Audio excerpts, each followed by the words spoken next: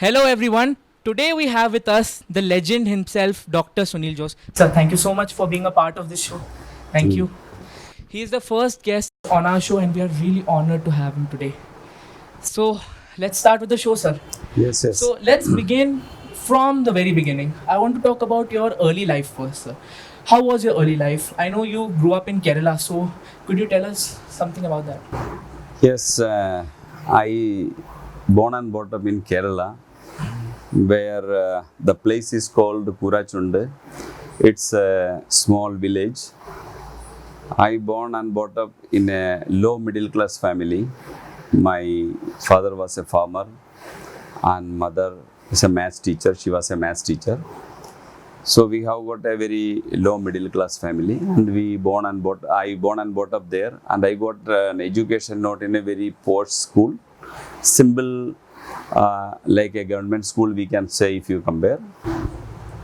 Sir, did you study in a missionary school or like a... See, I studied in a government aided school.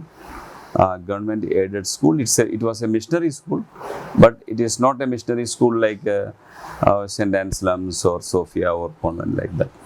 Sir what was the vibe there, वहाँ atmosphere कैसा था?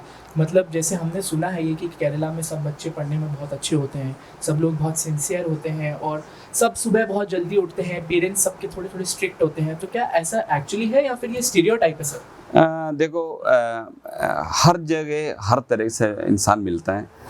केरला में सभी पढ़ने में होशियार है मैं नहीं समझता हूँ, क्योंकि मेरा साथ पढ़ा हुआ काफ़ी लोग फेल भी हो चुके हैं। मैंने ग्रेजुएशन, मेरा स्कूलिंग में मेरा काफ़ी मेरा क्लासमेट्स है जो फेल भी हो चुके हैं। पढ़ने में एक्स्ट्रा ऑर्डिनरी टैलेंट्स तो ज़रूर होता है, वो भी वहाँ पे भी होता है, यहाँ पे भी होता है, हर जगह होता है।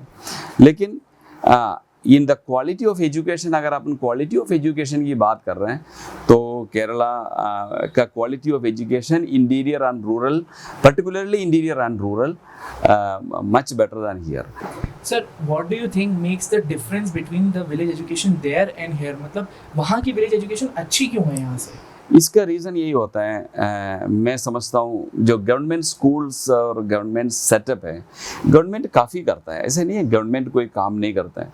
गवर्नमेंट काफ़ी अपना अनप्रिविलेज्ड लोगों को ऊपर लेने के लिए, गांव वालों को ऊपर लेने के लिए करता है।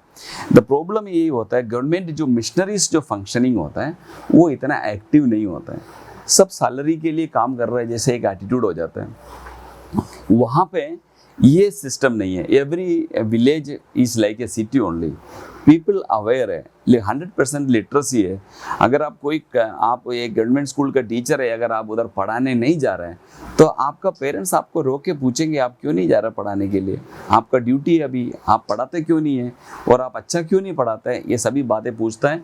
तो पब्लिक अवेयरनेस ज़्यादा है, इसलिए वहाँ का education in interior better than any other place.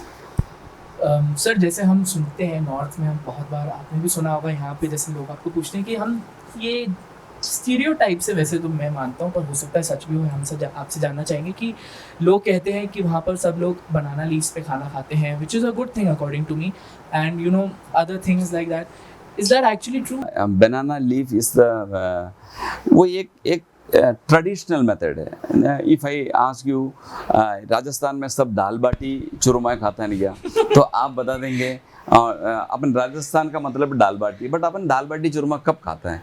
Once in a while, once in a while. कोई फंक्शन है कभी है तो 4 दिन कंटिन्यूसली। तो बनाना लीफ आजकल मिलना बहुत मुश्किल है, और ये सबसे हाइजीनिक वे में सबसे बेस्ट है बनाना लीफ साफ़ करके उसमें चावल वगैरह लोग खाता है और उठा के फेंक देता है। डिस्पोजेबल वाली बात है। पुराना ज़माने में ऐसा कोई फैसिलिटीज़ नहीं था, जो इसलिए ज़्यादा लोग उसको यूज़ किया। लेकिन बेसिकली अपन जैसे घर पे बैठ के खाना खा रहे हैं तो घर पे प्लेट और वही यूज़ होता है। वो एक ट्रेडिशनल बात है, वो तो एक तरह से एक ट्रेडिशनल वाली बात है, वंस इन ए वाइल। तो आप बचपन में once in a while festive या ऐसी किसी टाइम पे खाते थे क्या? या बचपन में वंस इन ए वाइल, जैसे हमारा केरल में ये ओणम फेस्टिवल होते थे, वैसे किसी के बर्थडे पार्टीज होते हैं, तो एक ट्रेडिशनल लेवल पे सारा फैमिली मेंबर्स खाते हैं, तो वो उस हिसाब से करते थे, वरना तो प्लेट में ही है नॉर्मल में। तो सर ये बनाना लीव्स में जैसे खाने का लॉजिक सिर्फ यही है कि क्लीन है और डिस्पोजेबल है? Is this the main logic? Banana leaf का एक टेस्ट होता है चावल के साथ मिलने के बाद, उस लीफ का भी एक टेस्ट होता है। तो उस लीफ में अपन एक लीफ का एक टेस्ट होता है प्लस हाइजीनिक। और पुराना ज़माने के अंदर केरल में हर खेत में हर किसी के घर के सामने 5-10 बनाना तो होता ही है। तो उसमें से गया एक पेड़ एक लीफ काट दिया, ले लिया, खाना यूज़ कर लिया, वो तो फेंक दिया। तो वो वापस दो रखो ये करने की कोई ज़रूरत नहीं है। तो इट वाज मोर कंफर्टेबल। अभी चेंज हो गया, अभी बनाना भी नहीं है, बनाना लीफ भी कम हो गया, तो वो एक ट्रेडिशनल जैसे हो गया। Okay, so my second question is, आप बचपन में लुंगी पहनते थे क्या सर? ज़रूर। मैं मेरा हॉस्टल तक जो मैंने ग्रेजुएशन किया वहाँ पे हमने केरल का सबसे बड़ा, मैंने मेरा प्राइमरी एजुकेशन और सेकेंडरी एजुकेशन गांव में किया 10th क्लास। आफ्टर वो गांव में किया था। आफ्टर 10th क्लास में उस हमारा गांव में फर्स्ट 10 टॉपर बच्चों में आया था। वाह। तो उस समय ऐसे जो बच्चा जो आता है उनको शहर में शिफ्ट करते थे। गवर्नमेंट शिफ्ट करती थी? नो, अपना पेरेंट्स बोलता है इससे 5-10 बच्चों को बहुत बढ़िया कॉलेज में एडमिशन। तो I got a missionary college, Saint Joseph college Devgiri. उधर मेरे को एडमिशन मिला। तो वो केरल का नंबर 1 कॉलेज थे। तो वहाँ पे एडमिशन हर किसी को नहीं मिलता था। तो मेरा मेरिट उस हिसाब से बन गया। तो मुझे +1 का वहाँ पे मिल गया। उस समय +1 +2 नहीं था, उसको बोलते हैं pre degree. Pre degree it's a 2 years course only, but it is called pre degree, then degree, then post graduation. All this things I had done from Saint Joseph's college Devagiri. After my post graduation, then I decided to move to Meghalaya. Oh, Meghalaya. wow. I went to Meghalaya for my B.Ed, and I had done my B.Ed there in Meghalaya, Shillong.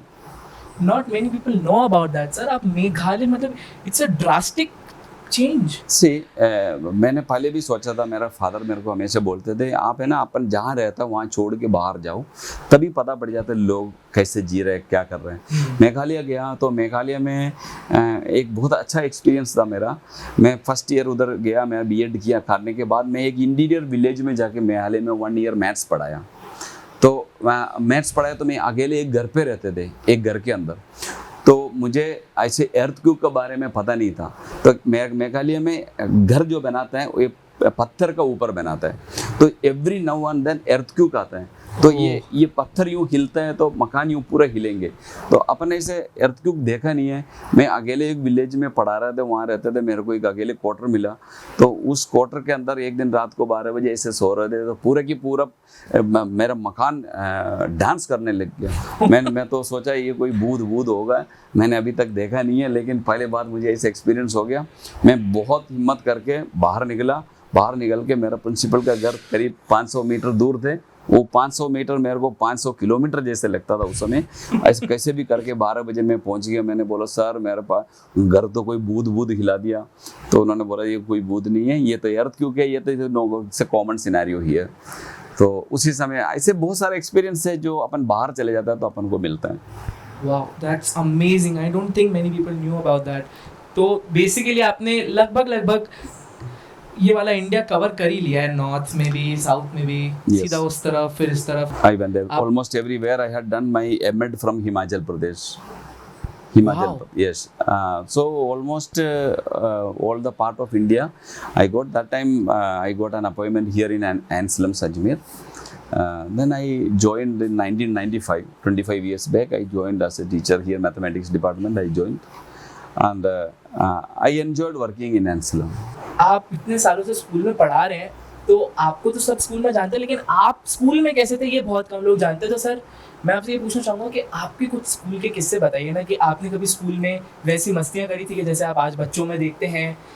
Can you tell us a really funny और crazy incident from your school life? अभी भी मुझे याद है, हमारा hostel से रात को 10-12 बजे तक पढ़ने के बाद एक ऑमलेट खाने का और एक काली चाय पीने का इच्छा होता है, नींद आता है। वो नींद में तो करीब 1 किलोमीटर पैदल जाना पड़ता था वो ऑमलेट वाले का दुकान तक पहुँच, दुकान मतलब ठेला लगा था वो, उसमें वहाँ तक पहुँचने में। तो वहाँ पे बात करते करते चले जाता है। उसके साइड में लेडीज हॉस्टल थे, तो वहाँ पे चिल्ला चिल्ला के जाना, फिर वापस चुपचाप आके बैठना। फिर सुबह फादर अब बुला के पूछेंगे आप लोगों में कौन चिल्लाया था रात को, ऐसे किया वैसे किया, ऐसे किसी लड़की के नाम लेके चिल्लाया तो कौन था वो, तो सब ऐसे एक्टिंग करते थे जैसे हमने कुछ किया नहीं था, ठीक है ना, ऐसे कुछ है। तो this is all part of life, this everybody does it. Sir ये कौन सी क्लास की बात है? 11th? This is my 11th and 12th। 11th and 12th। और सर ये कितने बजे की बात है रात के?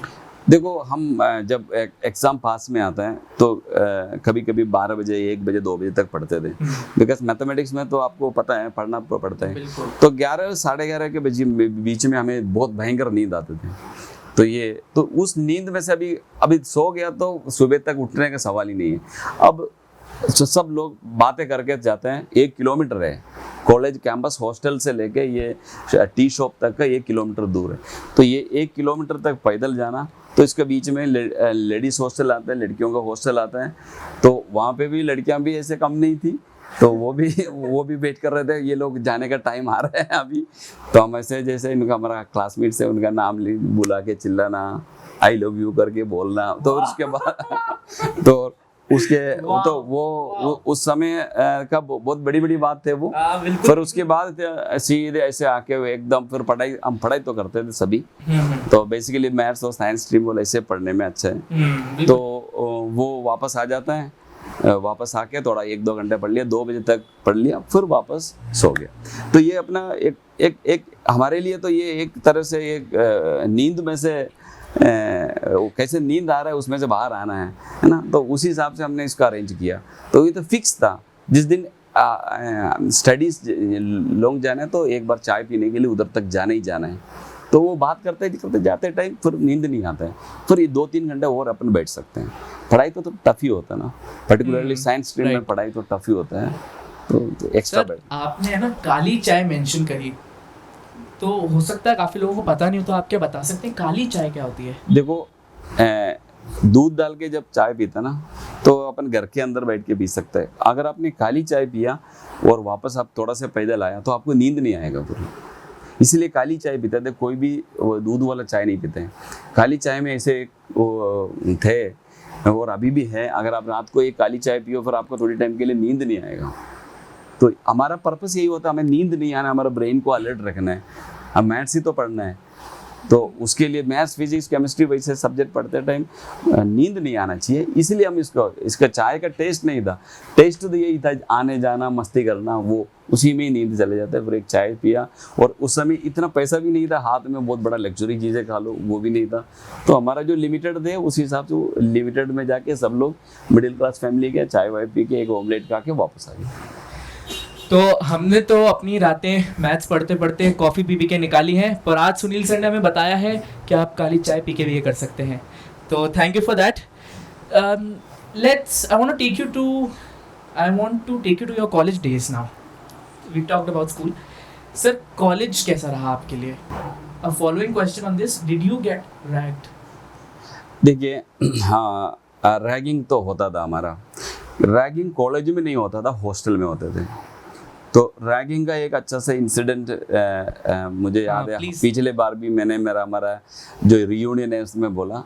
मैं फर्स्ट ईयर में जब ग्रेजुएशन के लिए, हमारा हॉस्टल का नाम थे टागोर हॉस्टल, तो टागोर हॉस्टल में गया तो मेरे को बहुत बुरी तरह रैगिंग किया। Ragging in the sense that एक सोबर स्टाइल उसी को क्रॉस नहीं करता है। मिशनरी कॉलेज है तो आपको एक निकनेम देंगे और आपको बोलेंगे आप इसके ऊपर खड़े हो जाओ, फिर ये करो वो करो, डांस करो, सॉन्ग करो, इतना ही, इससे ज़्यादा नहीं।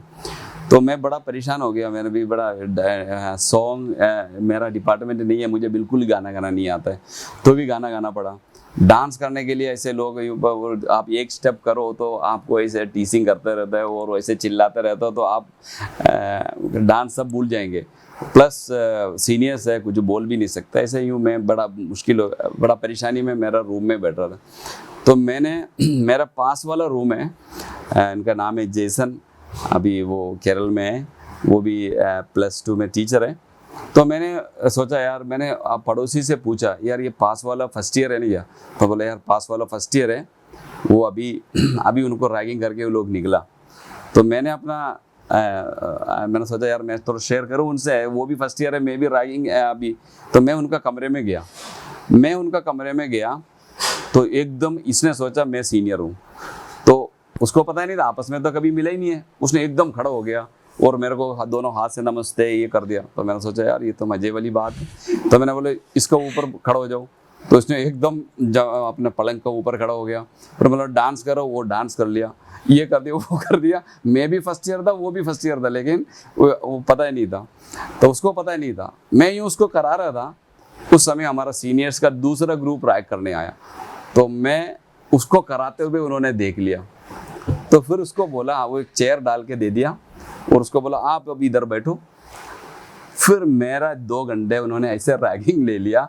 बोला था जो फर्स्ट ईयर आते ही तो रैगिंग शुरू कर दी, फर्स्ट ईयर को ही रैगिंग ले लिया। क्या कराया सर, क्या कराया? फिर वही वाली बात है, आपको बोलेंगे आप खड़ा हो जाओ, पलंग का ऊपर खड़ा हो जाओ, शर्ट खोलो, फिर डांस करो, ऐसे ऐसे करते हैं, जो पॉसिबल है वो सब कर दिया। मतलब स्ट्रिप डांस करा दिया कॉलेज में? नो, स्ट्रिप डांस तो नहीं है बट हाँ, एक डांस खत्म होते हैं, दूसरा फिर ऐसे ऐसे क्वेश्चंस जो मुश्किल है आंसर देना, ऐसे करके। तो उन्होंने उनका जो जेसन को बोल दिया था, तू भी फर्स्ट ईयर है, ये भी फर्स्ट ईयर है, तेरे को ट्राई किया। तो मैंने बोला मैं तो ऐसे आया, तो ये ऐसे मेरे को सीनियर जैसे उन्होंने मान लिया। तो मैंने सर कौन, जेसन चाको सर? नो, जेसन चाको सर नहीं है, तो अनदर वन। हाँ सर, आपने तो कई बार आपके ट्यूशन के बच्चे, स्कूल के बच्चे, उनकी कहानियाँ सुनी है कि उनकी गर्लफ्रेंड्स हैं, उनकी दोस्त हैं, ये है वो है, तो आपने कई बार उनको ऐसे मैनेज भी किया है कि यार तुम सही हो जाओ, या फिर जिनका जेन्युइन था आपने उनको समझाया, आप हमेशा गाइड करते हैं। आपके बचपन में क्या आपके साथ ऐसा था? क्या आपकी कोई गर्लफ्रेंड थी? देखो, ये एक इस एज को बोलता है एडोलेसेंस एज। एडोलेसेंस एज में जो कंट्रोल होता है वो इंसान लाइफ में पूरा कंट्रोल होता है। तो ये टीन एजेस अपन बोलता है, जो एडोलेसेंस एज है। इस एडोलेसेंस एज में अगर मैंने बोल दिया मैं तो भगवान का दूसरा रूप है, तो वो गलत होगा, क्योंकि एडोलेसेंस एज में सबको कोई बॉयफ्रेंड गर्लफ्रेंड सब हो जाता है, लेकिन कोई इसका पीछे बहुत ज़्यादा एडिक्शन हो जाता है, क्योंकि वो एक टाइम बाउंड रिलेशन है। वो स्कूल फ्रेंड को कौन अभी याद करते हैं? अपन एंसलम में, आपने भी एंसलम में पढ़ा हुआ है, आप 5 साल बाद में देखना एंसलम का कितना फ्रेंड्स होगा आपको, होता ही नहीं है। लेकिन आपका, मेरे पास भी आप पढ़ने आते थे, ट्यूशन भी पढ़ने आता, स्कूल में भी पढ़ा, तो उस समय का जो लड़कियां हैं, तो उस लड़कियों को कोई आपको याद आ रहा है ना कि अभी नहीं है ना, तो लेकिन उस समय तो परेशानी होते थे, आपको भी मैंने डांटा हुआ है।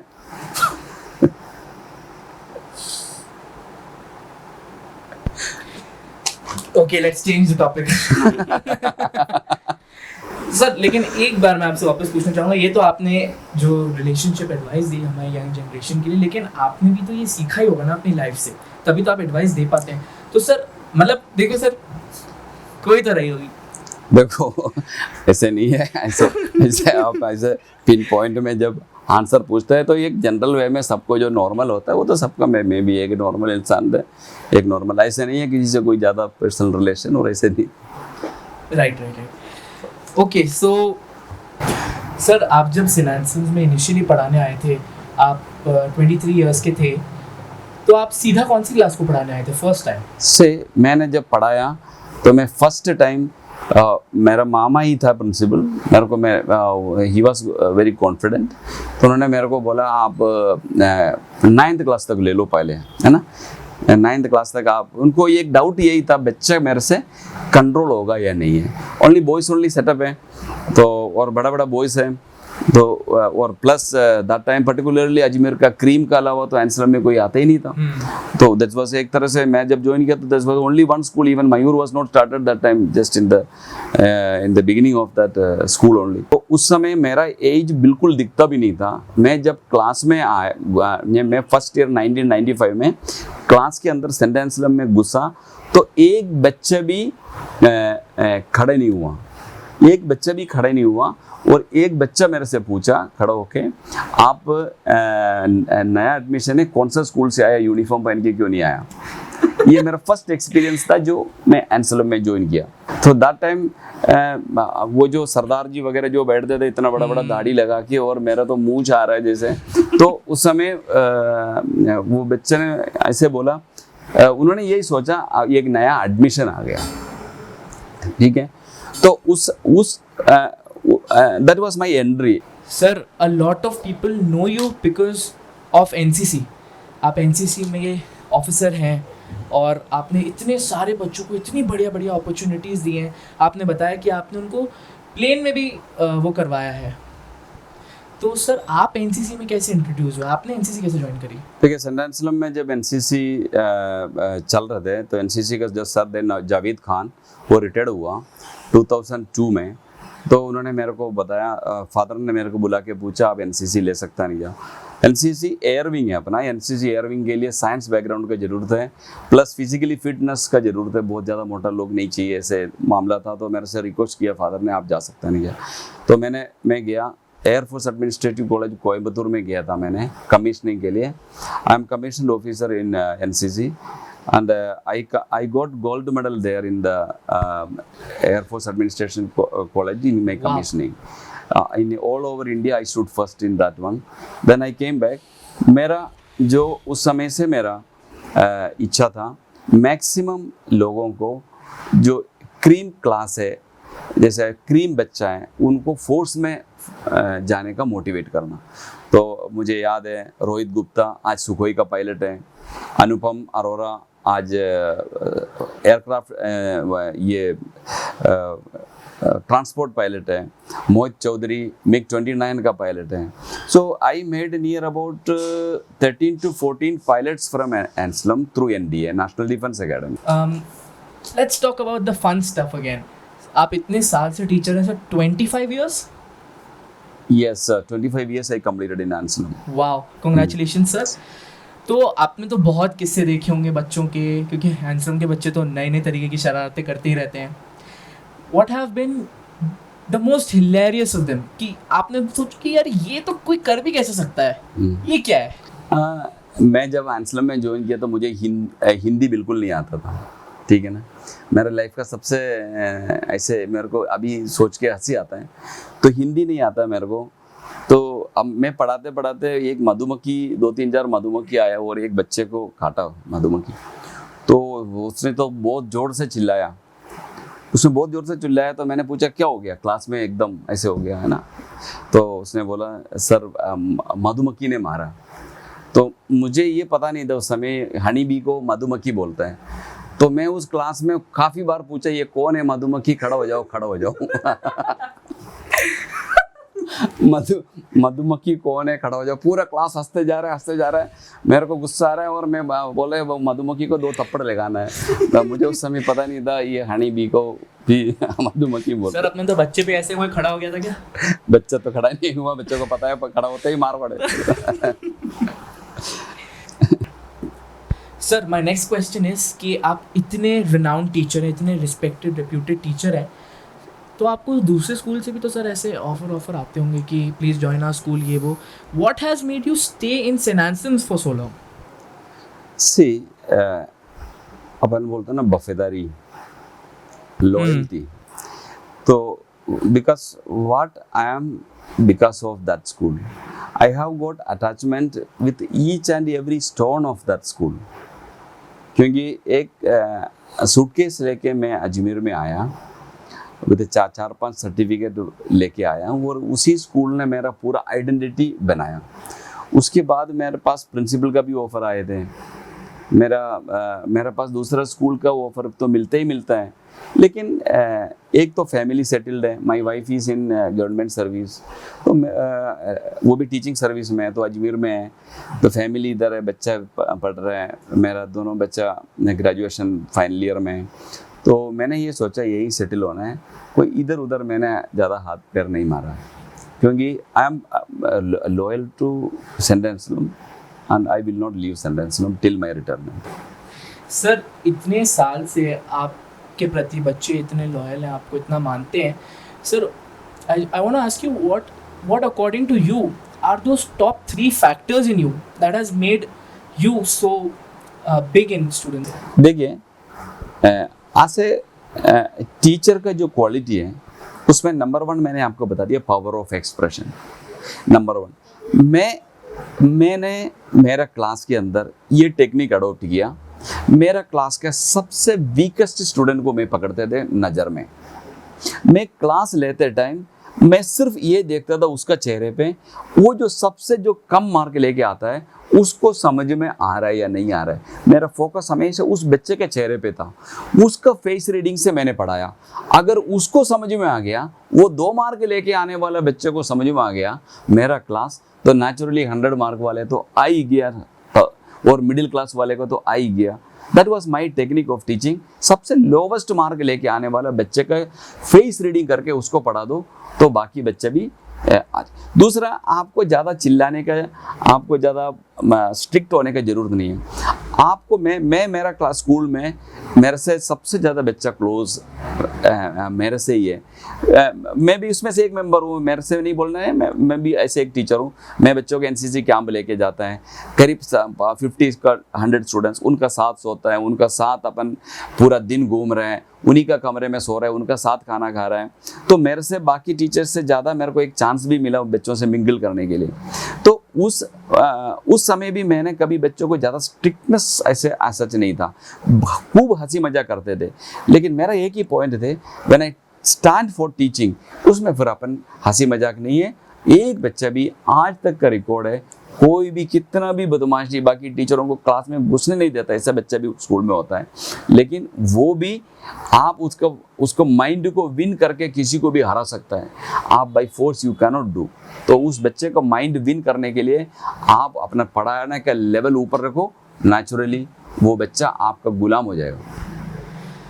Sir, this is my personal observation. I have seen a special talent in you that you know कि ये कुछ बच्चे हैं who are the influencers of a particular group. जैसे 10th क्लास में कुछ बच्चे आप you are able to identify कि ये बच्चे हैं जो जिनको देख कर मतलब बाकी बच्चे ऐसे इन्फ्लुएंस होते हैं।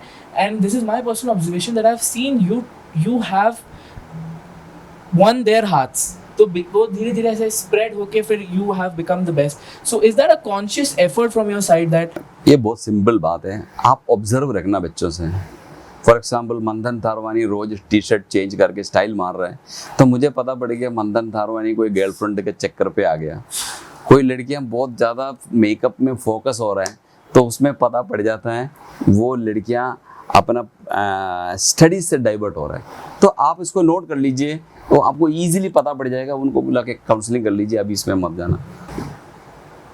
Sir, let's talk about your marriage now. How did you meet, ma'am? See, this is arranged marriage. When 1995 I joined Anstam. As I told you, my uncle was the principal. Then he told that here is a one Christian family, and we went, and my uncle decided there is no love marriage or anything like that. So it's a simple arranged marriage. क्योंकि मेरा सिर्फ एक सोच था, जैसे मैं teacher है तो मेरे को एक टीचर का बैकग्राउंड वाला ही ठीक रहेगा, ताकि फैमिली चलाने के करने का। और मेरा फैमिली का मुझे पूरा सपोर्ट मिला। जो भी मैं सुबह निकलता हूँ रात को ही आता है। मैं फुल टाइम बिजी था with some social work, tuitions, social work, school, NCC. मैं फुल टाइम बिजी रहा। तो मेरा फैमिली का एजुकेशन, मेरा बच्चों का एजुकेशन मेरा वाइफ का अंडर में थे, और उन्होंने अच्छा किया। मेरा बेटी आज MBBS फाइनल ईयर में है, और मेरा बेटा इंजीनियरिंग SRM कॉलेज में, he is also in final year. तो वो उनका क्रेडिट अगर देखता है तो मैं दूसरे बच्चों को पढ़ाने का क्रेडिट मेरे को दे दीजिए, लेकिन इनका क्रेडिट, मेरा बच्चों का credit I think it goes to my wife only. That's amazing sir. आपने अभी मेंशन किया कि आपको फ्री टाइम बहुत कम मिलता था क्योंकि आप सोशल वर्क में इसमें उसमें बिजी थे। तो सर, जितना भी आपको फ्री टाइम मिलता है उसमें आपको क्या करना पसंद है? देखिए, जैसे फ्री टाइम कम मिलते थे, लेकिन अगर फ्री टाइम मिलता है तो मेरा घर का पास में जो गार्डन है, उस गार्डन में पेड़ लगाना, और उसमें से फ्रूट्स आते हैं। अभी मेरा छोटा सा गार्डन है, उसके अंदर चीकू, अमरूद, नींबू, ऐसे चीज़ें आता है। वो कोई और उठा, मेरे आंवले का बहुत बड़ा पेड़ है तो उसको यूं कर दे, लेकिन आंवला मेरे को नहीं मिलता है। कोई बच्चा खा रहा है, कोई चिड़िया खा रहा है, लेकिन खाने दो ना, कोई बंदर आके खा नहीं, अपन को उसमें फील होने की ज़रूरत नहीं है। कुछ किसी न किसी ने को तो उसको यूज़ कर लिया। अपन को सांवले का इनकम से तो जी नहीं रहे, मेरा सोच यही है। कोई चिड़िया खा लिया, खाने तो नहीं, चिड़िया को खाने के लिए मिल गया ना अपन सब। तो ऐसे एक अच्छा से गार्डन मैंने मेंटेन कर रखा है, उसमें मैं मेरा टाइमिंग निकाल देता हूँ। बाकी मेन मेरा जो टाइम पास है वो मेरा सोशल वर्क है। Okay, sir, I really want to talk about Udaan, this initiative that you have started. Sir उसके बारे में कुछ बताइए please, how did it start और इसको आपने कैसे ग्रो किया? देखिए 1995 में जब मैंने एंसलम में ज्वाइन किया, उस समय मैं सोचा ये Rajasthan is full of rich people, है ना। मैं जिसका शादी में जाता है वो एक करोड़ रुपए का शादियाँ अरेंज हो रहा था। तो मैंने सोचा Rajasthan is something like Dubai. तो मेरा माइंड में ये था, जो भी टीचर पेरेंट्स को मैं मिलता है, कोई RS ऑफिसर, कोई डॉक्टर, कोई they are all cream public, because I was teaching in Anselm, that was the reason. एक बार मैं एक गवर्नमेंट स्कूल का बच्चों से, मेरा वाइफ गवर्नमेंट स्कूल में कोई सेंसस लेने के लिए मैं उनका साथ गया।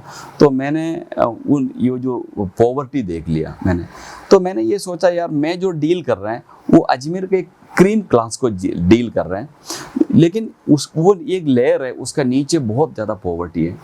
तो उसी समय मेरा माइंड में ये सोच आया इन बच्चों के लिए अपन क्या कर सकते हैं, ये जो बिल्कुल। तो मैंने मेरा घर पे 13 साल पहले 3-4 बच्चों को बुला के पढ़ाना शुरू कर दिया। तो वो 4 बच्चा गवर्नमेंट स्कूल का 3-4 लड़कियां थी और 1-2 लड़के लोग थे, वो आते थे पढ़ने के लिए मैथ्स। लेकिन देखो एक टीचर को एक बच्चे का टैलेंट, पर्टिकुलरली एक मैथ्स टीचर को ईजिली समझ में आ जाता है। अपन टेस्ट करके क्वेश्चन देते हैं तो वो सोल्व करने का उनका स्टाइल, उनका सोच, उनका मेंटल पावर अपन असेस कर सकते हैं। हमारा काम ही यही है एज ए टीचर। तो मेरे को पता पड़ गया ये बच्चा बहुत, इसमें 4 बच्चा बहुत इंटेलिजेंट है। तो मैंने 10th पढ़ाने के बाद उसको 97% मार्क आया उन 4 बच्चों को। और मैंने रिजल्ट आने के बाद ये 4 मेरे पास आया, सर हमें आगे पढ़ाओगे ना क्या? मैंने सोचा यार ये बड़ा समस्या है, आगे नहीं पढ़ाया तो सर हम फिर वही झाड़ू पोंछा करना है हमें। तो मेरा एक दोस्त है, बहुत अच्छा से मेरा मित्र है, डॉक्टर आलोक गर्ग। डॉक्टर आलोक गर्ग के पास में चले गया। मैंने बोला डॉक्टर साहब मैंने 3-4 हीरा जैसे कीचड़ में देखा, आप उसके लिए उस हीरा को उठाने के लिए तैयार नहीं। पूछा क्या बोल रहा तुम? मैंने मेरा ये सब बता दिया। तो उन्होंने उनका ड्रॉ खोल के फिर दूसरा दिन बुला के मुझे उस जमाने में 50,000 रुपीज़ दिया। वाह! 50,000 रुपीज़ कैश दे के मेरे को बोला सर आप इन बच्चों को पढ़ा दीजिए। मैं उस समय अपना Triumph Academy, Sharma Career Institute merge नहीं हुआ था, उधर जाके मैंने ये 50,000 रुपीज़ दे के उनको बोला देख इतना ही है, इसमें इतना बच्चा पढ़ाना है। उन्होंने पढ़ा दिया। आज उसमें से 3 बच्चा IIT में पढ़ रहे हैं। वाओ! IIT में रैंक लेस देन 500 में। ये प्लास्टिक का झोपड़ी में रहने वाला बच्चा था। ये मेरा लाइफ का एक टर्निंग पॉइंट था।